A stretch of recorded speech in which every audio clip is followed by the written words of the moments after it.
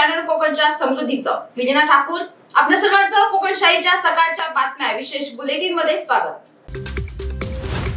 कणकवली देवगड वैभववाडी मतदारसंघाचे आमदार आणि भाजपचे प्रवक्ते नितेश राणे आज सोमवार दिनांक 5 फेब्रुवारी पासून सिंधुदुर्ग जिल्ह्याच्या दौऱ्यावर येत आहेत। या दौऱ्यादरम्यान ते विविध कार्यक्रमांना उपस्थित राहणार आहेत। या दरम्यान ते जनतेच्या तसेच कार्यकर्ते व पदाधिकाऱ्यांच्या गाठीभेटी घेणार आहेत।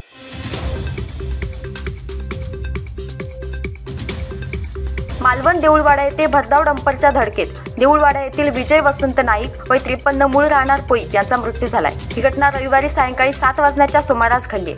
या प्रकारामुळे संतप्त बनलेल्या नागरिकांनी डंपर अडवून ठेवत डंपर चालक व मालक यांना चांगलाच प्रसाद देत पोलिसांच्या हवाली केले।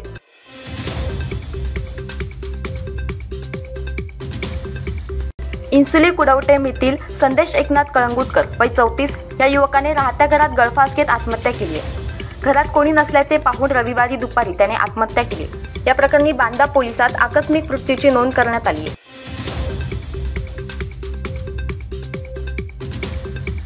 ऑनलाईन पद्धतीने महिलेच्या खात्यातील तब्बल 90,009 रुपये अज्ञात चोरट्यांनी लंपास केले। घडलेल्या या घटनेबाबत फसवणूक झालेल्या पूनम प्रकाश कदम वय 28 मूळ राहणार बोर्डवे बौद्धवाडी यांनी रविवारी कणकवली पोलीस ठाण्यात फिर्याद दिली आहे।